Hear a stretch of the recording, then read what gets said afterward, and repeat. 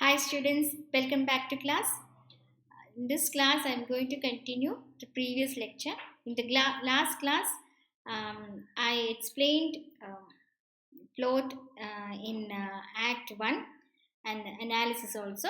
So let's see what happens in the same act. Let's continue um, what happens to Padmini and Devdatta after marriage. So we are going to see the married life. So, marriage of Devdatta and Padmini that happens, and one thing I have to tell you is that whenever Devdatta is shown on the stage, he wears a pale colored mask, and Kapila wears dark mask. So, in the very beginning of the play itself, I've told you about Ganesha's mask, and that is how they show Ganesha, the deity of Ganesha, on the stage. And after marriage, they are very happy. Devdatta and Padmini are very happy as usual. Um, Kapila goes to their house, and frequently he visits the house. The friendship is going on in a full-fledged way only. So what happens is that Devdatta wants to spend more time with Padmini alone. He doesn't like Kapila keeping on coming every now and then. But Kapila is not able to understand that. So we can see that Kapila's frequent visit to see Devdatta and Padmini, so that disturbs Devdatta. But Devdatta cannot say that to Kapila. Kapila is supposed to understand. So, but Padmini and Kapila, they enjoy the company of each other.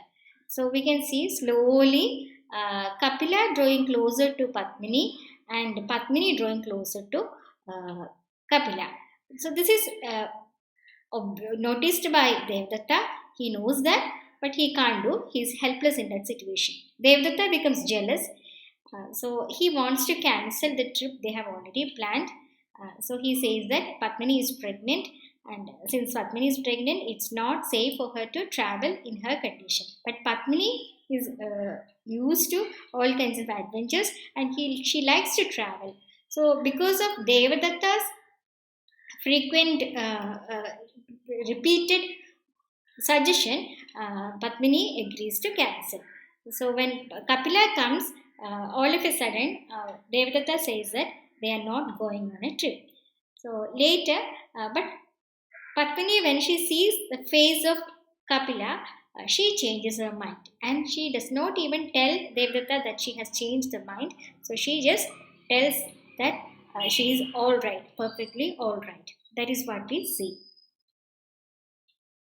And so here we can see Bhagavata. He will be a part of the play. He is the one who will be narrating the story, but at the same time, he takes role of interpreting and commenting on the actions of the play. So that is what we see in the role of Bhagavata.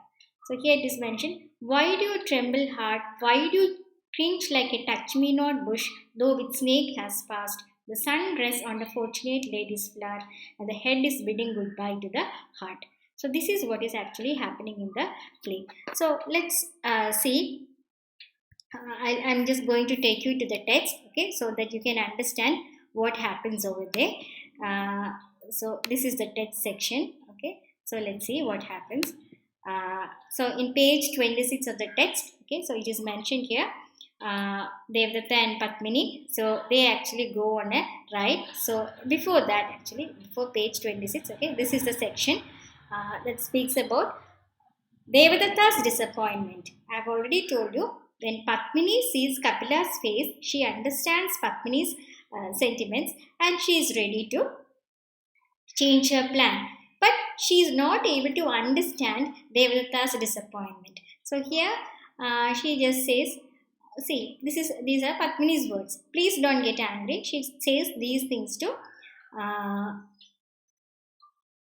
Devadatta. Please don't get angry. Poor boy, he looked so lost and disappointed. I couldn't bear to see it. He has been running around for us this whole week. So, though they have planned the trip, it is Kapila who has been doing all things. He has been actually arranging or making necessary preparations for the journey. So, when they say that they have cancelled the trip, naturally it disappoints Kapila. So here it is mentioned, okay, Devadatta understands that there is no use arguing with Padmini. So he just says that, okay, let it be like that. And Devadatta to himself. So in this section you see, and my disappointment, does that mean nothing to you? He does not say that to Padmini. He just talks to himself and he thinks that she is not able to understand, she is not understand or see his disappointment. So even when Padmini is able trying to take things, okay, so he does not allow Padmini to take this. Don't, I will take it, you don't lift anything. So he is a caring and loving husband only, but unfortunately, Padmini is not able to understand this. Padmini's mind is again moving to another man. So that is why here Bhagavata interferes, and here it's mentioned Bhagavata, he just asks, it is as if he is asking Devadatta, why do you tremble heart? Why do you cringe like a touch me not bush through which a snake has passed? The sun rests his head on the fortunate lady's flower. So here, and then let's see what happens. And the head is bidding goodbye to the heart. So according to the custom, or according to the social custom of marriage, okay, Padmini is the wife of social institution. According to social institution, Padmini is the wife of Devadatta. So she is supposed to love and care for husband, and she is supposed to confine herself to her husband. She is not supposed to move to another person. That's why her heart is supposed to be, her heart should be confined to her husband only. That means she should be loyal to her husband. But what is happening is that, though the head says that, though the social codes tell her only to love her husband and to be loyal to her husband, her heart is again telling her to move to another man. That's why the head is bidding goodbye to the heart. That is what is happening in the play. Slowly, Patni's heart is moving closer to Kapila. The same way Kapila also feels. Kapila, followed by Padmini and Devadatta, enter, miming a cart ride. Kapila is driving the cart. So, how can we show?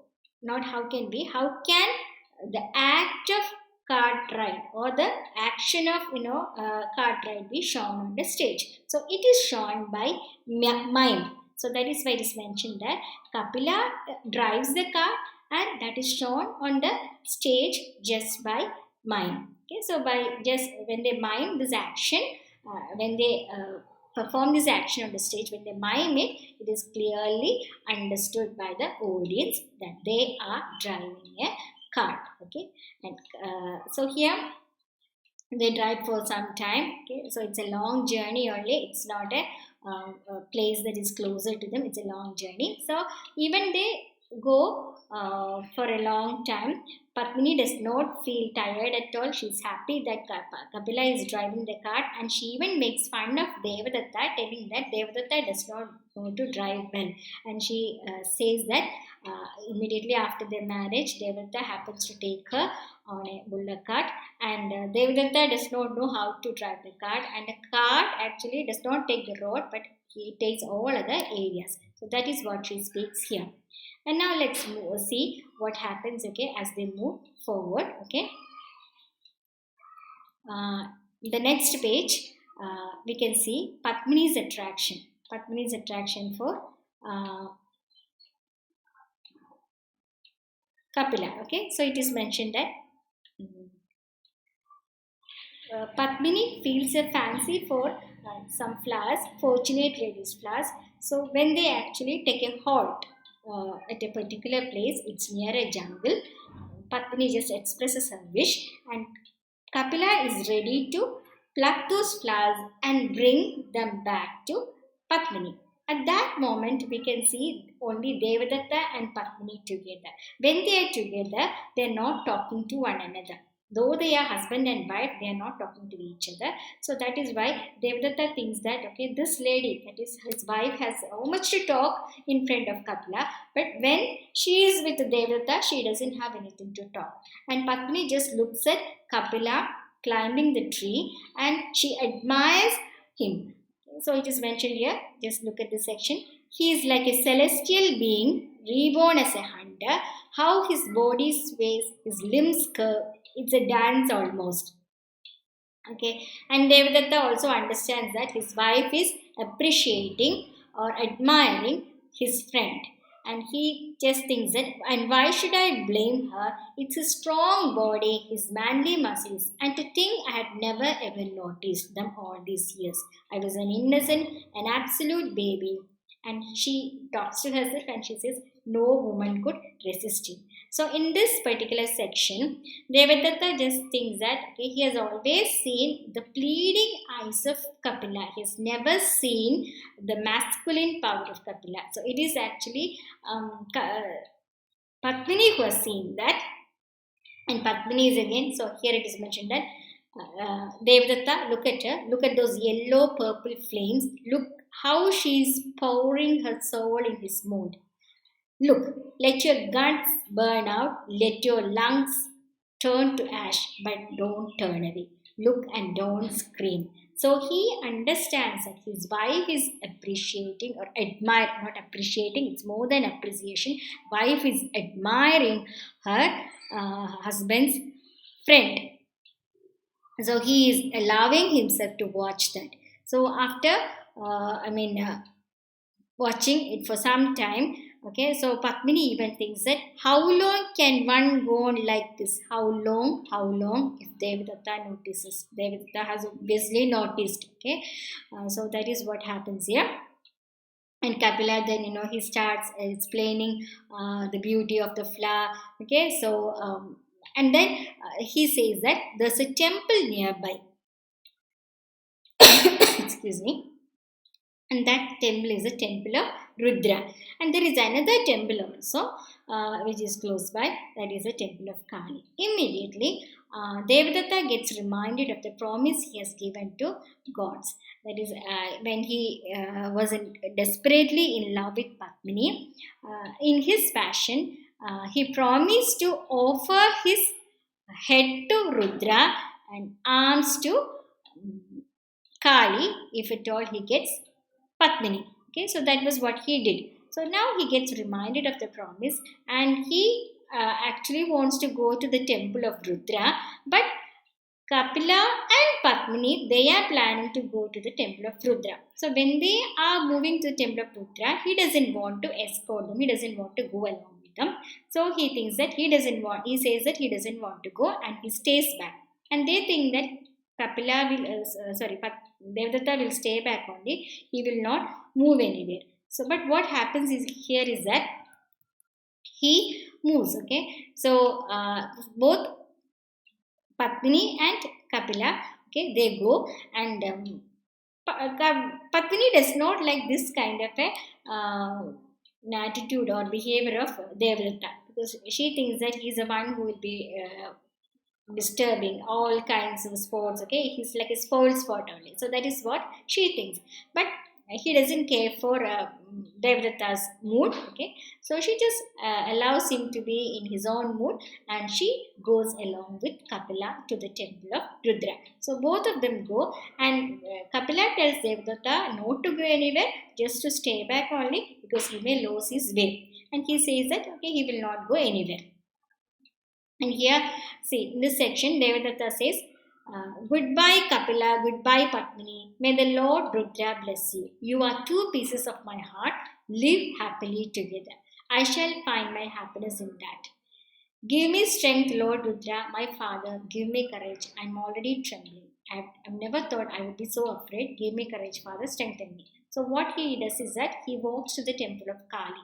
So, Temple of Kali is again a deserted temple. It is in a dilapidated condition. Nobody has been visiting the temple of Kali because Kali is very quick. Immediately she answers the prayers of the devotees, and the devotees understand the problem behind getting their prayers answered immediately. So here, as he cannot go along with Kapila and Padmini to the temple of Rudra, he decides to go to the temple of Kali. So here he goes to the temple of Kali, and here it's a steep and difficult climb only. He goes there, and there a sword is also kept. Okay, so and there's a painted curtain that shows that the temple of Kali is nearby. Okay, temple of Kali is at that particular point. So that is how the temple of Kali is presented on the stage. So he goes to the temple and he prostrates himself before the goddess.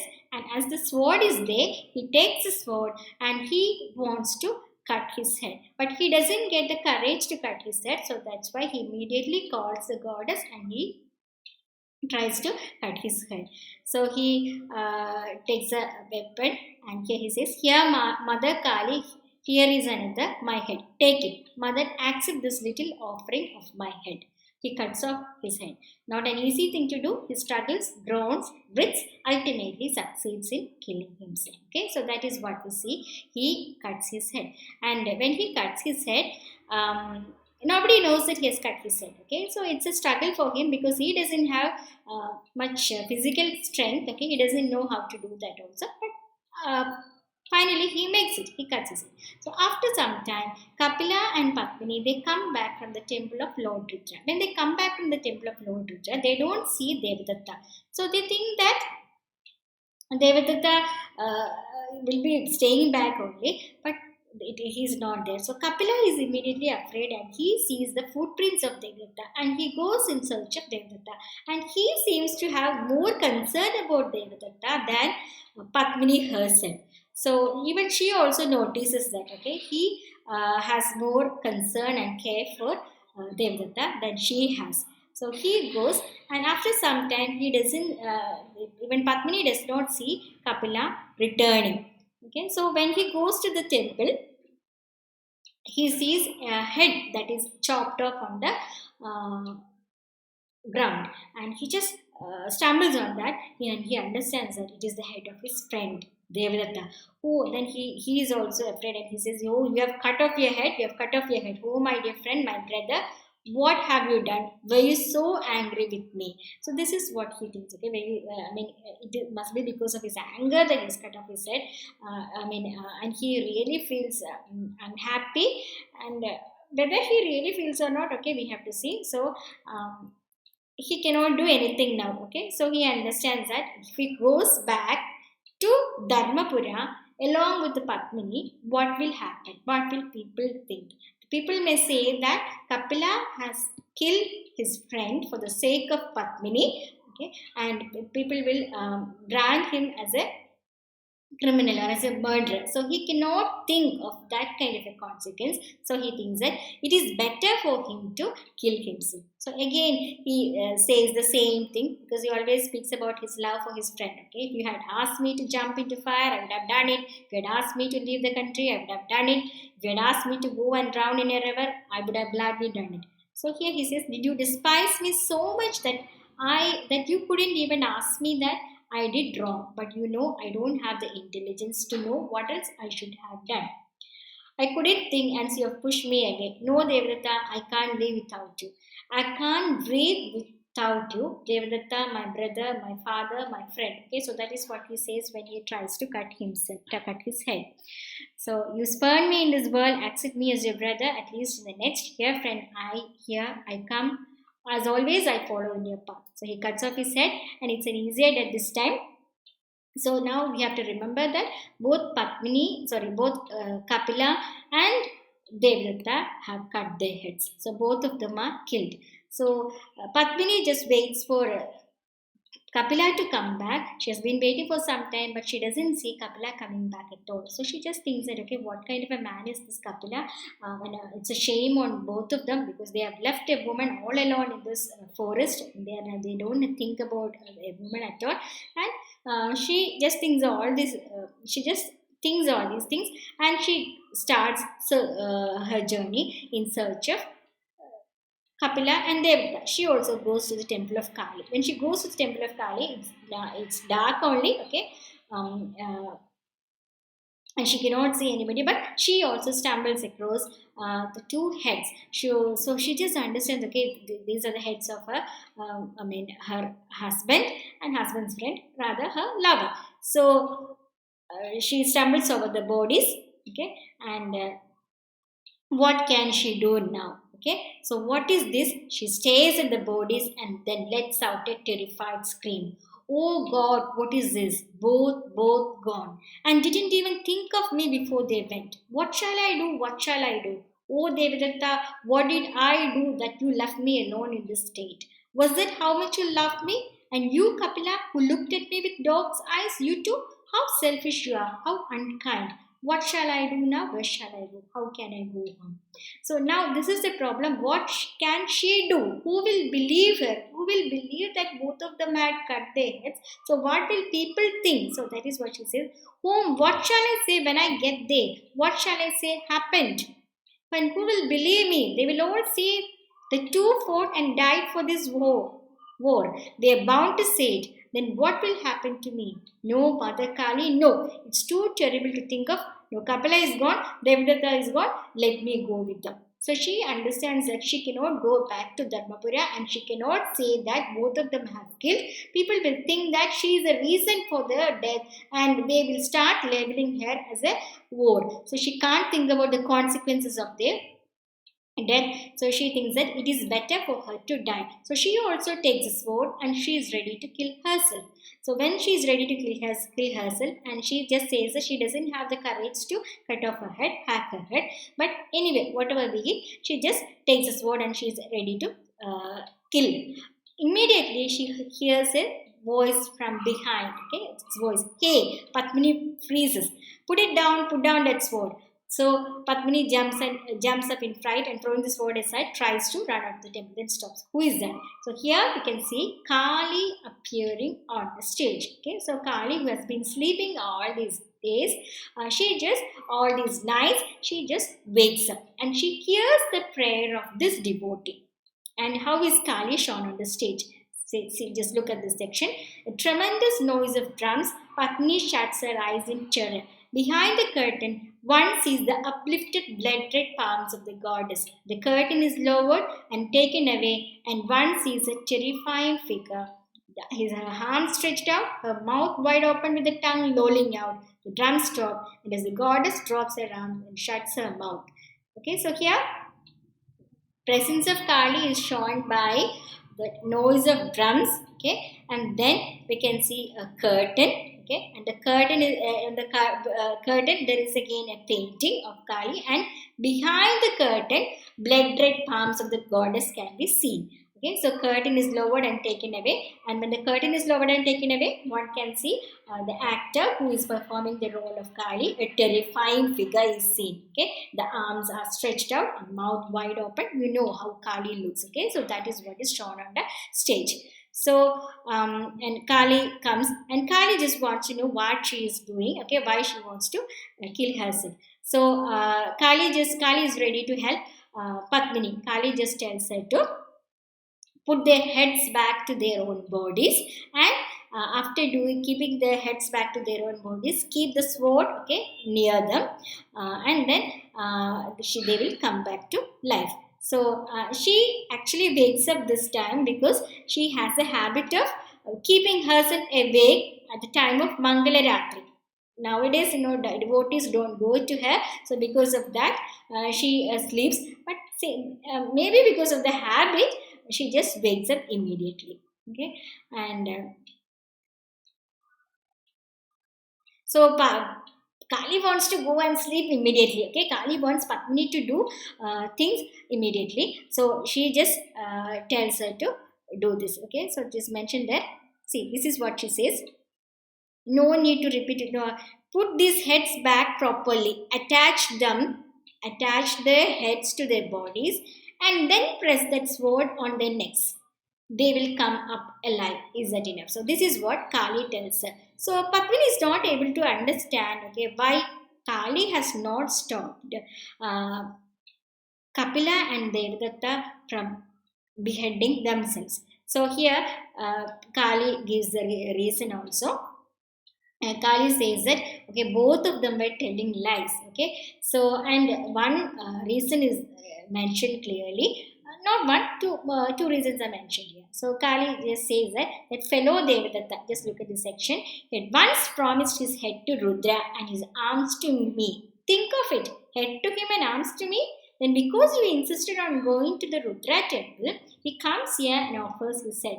Nobly too wants to keep his word, he says. No other reason. Though he has actually promised his head to Rudra, he doesn't say that it's because of the promise to he doesn't say that he is not able to go to the temple of Rudra because Padmini and Devadatta, Padmini and Kapila are going to the temple of Rudra. So here it is mentioned that he just goes and he doesn't, he has not actually offered head to Kali. So not offering the head to Kali, that itself is an offense. Okay, Devadatta has actually offended Kali by not offering his head to Kali. That means by not promising. He has offered the head, but he has not promised his head to Kali. So that is again treating her or belittling her. Okay, treating her in a demeaning way. So that is what hurts our Kali, and he actually has spoken a lie also, and what he has spoken is that he is actually offering his head as a promise, but that is a lie, and Kali cannot actually tolerate any kind of lie. And Kapila has died in front of Kali only, but he has not even acknowledged the presence of Kali. He has not even cried for help to Kali. Immediately he has told that he is offering himself, he is beheading himself for the sake of his friend. It's not because of his love for his friend, it's because he fears the consequences. So here it is mentioned that, okay, then this Kapila died right in front of me, but for his friend, mind you, didn't even have the courtesy to refer to me. And what lies! And he has been telling lies only. Says he's dying for friendship. He must have known perfectly well you would be accused of killing Devadatta for you. Do you think he wouldn't have grabbed you if it hadn't been for that fear? But till his last breath, oh my friend, my dear brother. So this is what he has been telling. So both of them were telling lies, okay, in one way or another. So this has actually irritated Kali. So according to Kali, only Padmini has spoken the truth, and that is what that is actually attracted Kali. And Padmini says that it's your grace, Bada. So Kali is again very straightforward only. Kali says that you don't have to drag. That means Kali doesn't want Kali to be dragged. Okay, the goddess Kali doesn't want her to be dragged into this affair, and she says that it is only because of the selfishness of Padmini. Padmini has openly expressed her selfishness. So that is the truth.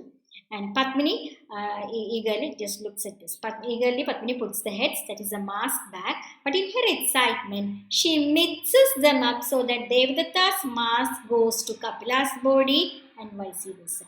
Then presses the sword on their necks, does namaskara to the goddess, walks downstage and stands with her back to the goddess, her eyes shut tight. So she, in her confusion, mixes the heads. So she keeps the head of Kapila onto the body of Devadatta, and she keeps the head of Devadatta onto the body of Kapila. So here, this is what happens. So Padmini says, I am ready, mother. So Kali in a resigned tone, my dear daughter, there should be a limit even to honesty. Anyway, so be it. So Kali knows what Padmini has done. Padmini in a confusion only does this. We don't know whether it is done consciously. It must be an unconscious act, okay? But it is a expression of her unconscious desire. That is what has happened here. So again the drums, the curtain is held up again and the goddess disappears behind it.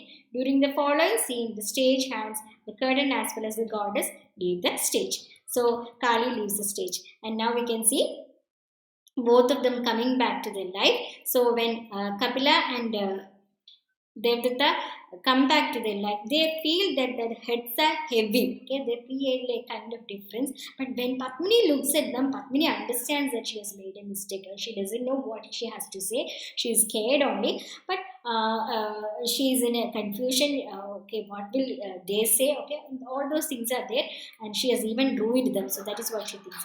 But Devadatta and Kapila are immediately happy when they know that, okay, their heads are mixed. Okay, their heads are changed. So now they actually say mixed up heads mixed up. So they start actually singing a song. So three of them are very happy. So all three together, they just sing the song, what a good myths, no more tricks, is this one that or that one this. Okay, so they are now very happy only, and they think that it is Padmini's foolishness even to ask pardon for mixing at the heads. All these years they have been friends only. Now they are blood relatives. Okay, that is what they say. They are like brothers only. So they are happy. They enjoy. Okay, they sing. All three of them sing, and they think that they can go back to Dharmapura, and they have to confide these matters to themselves only. They should not let the secret out. Okay, what will happen if anybody comes to know about this thing? But the real problem arises when Kapila says that Devdutta has to go. Padmini has to go with the Kapila. Now I have to tell you that two different personalities are there. So the person with the Kapila's head is Kapila now. So the person with Kapila's head has Devadatta's body, okay, and he is Kapila now. And the person with the Devadatta's body and Kapila's head is Devadatta. Sorry. I'm sorry.